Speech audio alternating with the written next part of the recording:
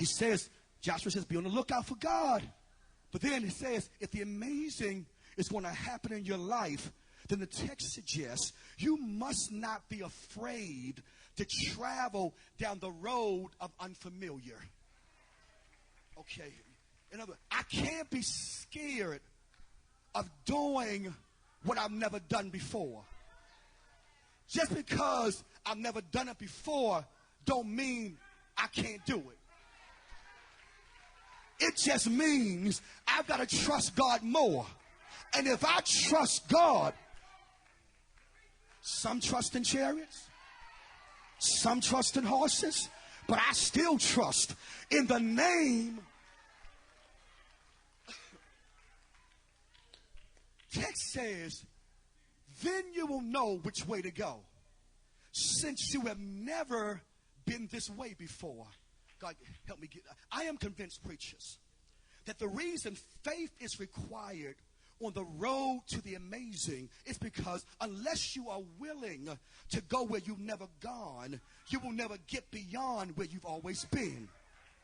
Unless you're willing to go beyond where you've been, you will never get to where you're going, because where you're supposed to go is beyond where you've been. Where you are is just the staging area for where you're going. God is prepping me here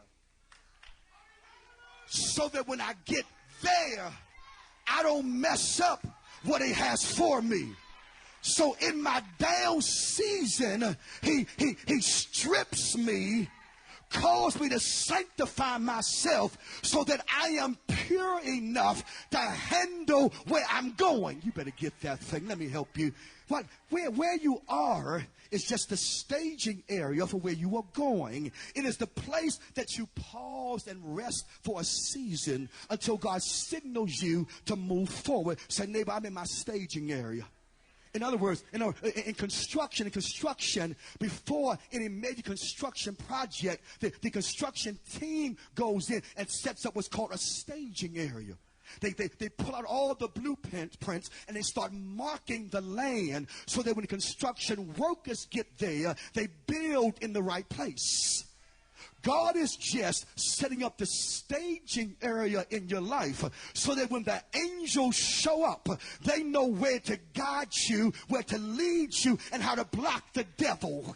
Preach them. It is the place where God will purge you and require that you embrace the lead of God. But the problem that many of us have is the problem that God was trying to make sure did not become Israel's issue. He did not want them to fear the unfamiliar. Tell your neighbor, don't fear the unfamiliar. But he wanted them to embrace the unfamiliar, because whenever you fear walking or the unfamiliar, walking in faith becomes a near impossibility. Whenever you fear the unfamiliar, you stay in the staging area too long and you end up settling for what becomes convenient but does not give you maximum opportunity. Oh, I just said something. So neighbor, it's about maximum opportunity. It's about maximizing my gift and my anointing. There are some things that we have settled for because they were convenient and because they were easily accessible, but they did not give us maximum opportunity. God does not want you to settle for what you can get without a struggle, but he wants you to go after what gives you maximum opportunity. So neighbor, that's why I'm struggling, because God don't want me to settle for something easy. Yeah, settling in the wilderness would have been less of a struggle, but it would not have given them maximum opportunity. Staying in Egypt would have been less of a struggle, but it would not have given them maximum opportunity. Settling for that first house that you saw, the first car that you drove, or the first person that gave you a birthday card would have been less of a struggle, but it would not have given you maximum opportunity. Anybody here glad you didn't settle for the first person that gave you a birthday card? Preach that number. You do not gain maximum opportunity until you embrace some unfamiliar stuff. Noah embraced the unfamiliar and saved his family from the flood. Abraham embraced the unfamiliar and became the father of all nations. Joshua embraced the unfamiliar and led Israel into the promised land. The woman at the well embraced the unfamiliar and her life was turned around. Peter embraced the unfamiliar and walked on water. Jesus embraced the unfamiliar, left heaven, came to earth, and now your life and my life are the better. The children of Israel must now embrace the opportunity and the experience of the unfamiliar. Why? Because it's in the unfamiliar that they will discover that God can take them from the wilderness to the promised land. He can take you from being broke down to being built up. It's in the unfamiliar that we discover that the Lord will make a way somehow. It's in the unfamiliar that we discover that God is a God of his word. It's in the unfamiliar that we realize that God is able to do the amazing in our lives. It's in the unfamiliar that we learn that God will do what he said he would do. It's in the unfamiliar that we learn that we are just one step away from our next miracle. Can I pause right there and say, neighbor, let me clue you in on something. I'm just one sanctification away from my next miracle. No, you missed what I just said. Say, I'm just one season away from the miracle that I've been waiting for. And all I've got to be willing to do is walk by faith and not by sight. Can I get about 75 folk who understand the value of trusting God when you can't see him, when you can't touch him, when you can't smell him, but you got to believe that God will make a way. I said somehow. I said somehow. Tap and say, neighbor, guess what?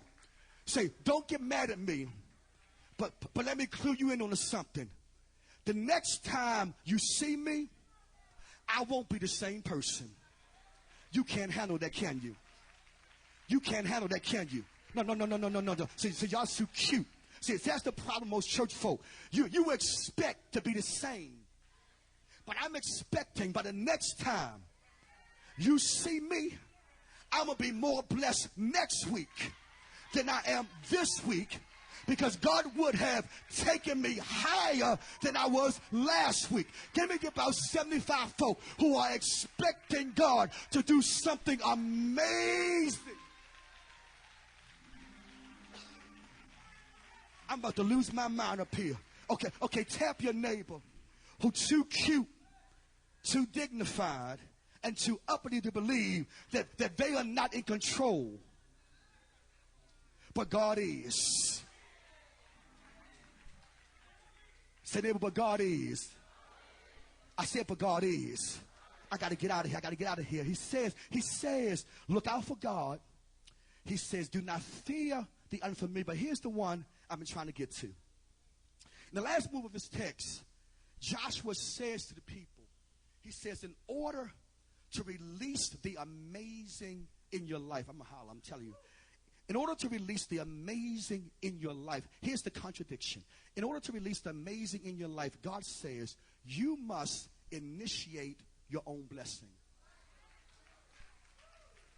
You don't get it. Say, neighbor, I'm about to initiate something, and you can't stop it. No matter what you say, you can't stop what God's about to do in my life. Okay. He says, you must begin in you the process of sanctification. You must embrace your holiness. Wow. Folk don't shout on holiness no more, do they? You must embrace your holiness. And he says, you've got to do it now. Holler at your boy and say, now. In other words, you've got to consecrate yourself and eliminate some stuff from your life that has been blocking you from your blessing. I'm a holler. Joshua tells the people that before God will do the amazing, you've got to do the necessary, which is to pull yourself away from those things, those habits, those ways, those behaviors, those spirits, those joints, those 40s, those people